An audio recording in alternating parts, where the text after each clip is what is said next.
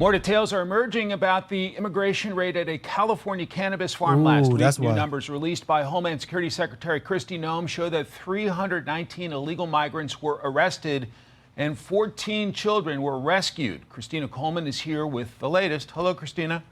Rescue from what? Hi, Mike. Yes, that's right. We're learning more and more about that large raid that was conducted here at two marijuana farms in Southern California. DHS Secretary Kristi Noem says a total of 319 illegal aliens were arrested during the operation. CBP sources tell Fox News that it's the largest worksite enforcement raid of the current Trump administration. DHS law enforcement says they faced assaults, violence, and even bullets fired at them during the raid, but they were still able to rescue 14 children from potential forced labor, exploitation, and trafficking during this large immigration sweep. Again, 319 illegal aliens were arrested, including this man. CBP says he's a felon who was sentenced to 7 years for kidnapping and attempted rape with a prior conviction for attempted child.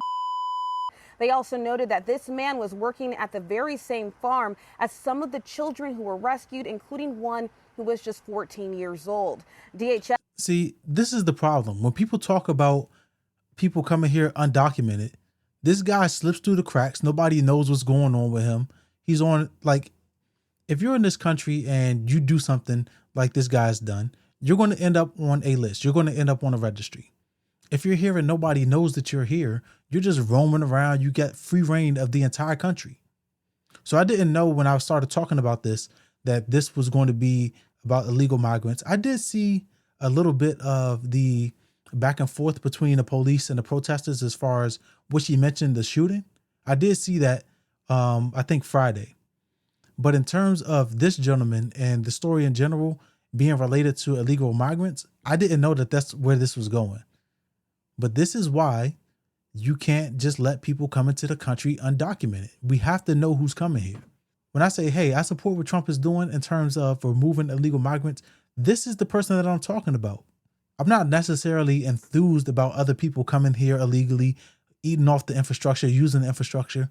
But I understand people are coming here trying to get an opportunity for their family. You still got to go home, but I do understand from a fundamental level. But this guy, nope, you got to go. We don't have nothing in America for you. Says assaults against ICE officers continue to be a big problem. They say they are up nearly 700% compared to the same time last year, but it's not stopping some on the left from trying to keep ICE agents from wearing masks during the raids and slamming the fact that they continue to do so. Take a listen. No, I don't think that you should be able to wear a mask. You should not be able to wear a mask and go out and start arresting people, putting handcuffs on them, restraining them. I don't agree with that. I also don't think you're going to put yourself in a winning position trying to take up arms against any form of law enforcement. These people have budgets with hundreds of millions of dollars.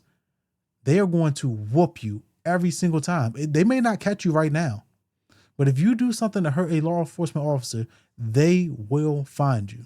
Just remember the guy over in California that threw rocks at the police cars. Nothing to hurt them. They can't be hurt. They're inside the car. Maybe their glass window breaks. They keep going, right? But this dude was throwing rocks and they found him. They arrested him. He was charged. So if you think that you're going to do something like fight back against them physically on the ground, they're going to beat you up. If you think you're going to do something like turn your weapon and fire on them, that's a surefire way to get your face put in one of them shirts in the clouds and for your family to be putting you 6 feet under. Don't do it. It's not a good idea. The administration is using federal immigration agents as a tool to instill fear and to instill division. Agents are wearing masks. They're driving unmarked vehicles. They're dressing in plain clothes and refusing to identify themselves when asked, making it difficult to distinguish them from criminals. And Senate Democrats Alex Padilla and Cory Booker introduced controversial legislation requiring ICE agents and CBP officers to display clear, visible identification during the raids and other immigration enforcement actions. Former acting ICE Director Jonathan Fahey says their proposed legislation would put law enforcement lives at risk. It's entirely... No, I agree with that. You got to wear a uniform. You have to wear some sort of identifying thing, because if you're jumping out trying to detain people, they don't know who you are, right? They may have an idea, right? Based on the current climate, they may have an idea of who you are, what you're there for. But we have to have a surefire way to tell people, oh, that's the police there, they're coming for me. I should probably, it'd be in my best interest to comply. Is everybody going to comply? No, we know that already. But you at least give them the upfront identification about who you are and what you're there for, so that they have the opportunity to comply without the excuse of, oh, I was fearing for my life or I was scared. Nonsense and just an effort to continue to demonize ICE and ICE agents. I think the important point is the reason they are masked is because if their identities were revealed, they and their families would be put in danger. And after all of that violence against DHS law enforcement last week, President Donald Trump says he has given federal immigration agents total authorization to protect themselves by whatever means necessary against these violent rioters and anyone who tries to attack them and come after them as they carry out immigration enforcement. Mike? Christina Coleman live in Los Angeles. Christina, thanks very much. All right, that's why I'm going to go ahead and end it. I've got to say, I don't agree with the masks.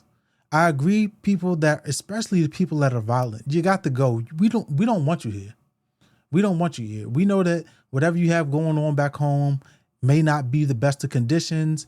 We know that you coming here seeking opportunity. Maybe you tried to change your life, but this is not the place. We have plenty of problems going on here. We got roads that need construction. We had the bridge that fell down in Baltimore. We have stuff that needs to be taken care of here. We have infrastructure problems. We have public school problems. Over in Chicago, they just let 1,400 teachers go. We have problems that are going on here where our infrastructure cannot sustain the people that are here illegally. So we cannot take on more people, especially people that are cause crime back where they're from or come here causing crime. You got to go. No ifs, ands, or buts about it. Is it unfortunate? Yes, it is. But unless you're trying to move these people into your house, don't bring them here telling me, oh, they deserve to be here because they don't have opportunity back home. Move them into your house. In fact, why don't you trade places and you go where they're from and they can stay here? You're never going to do that.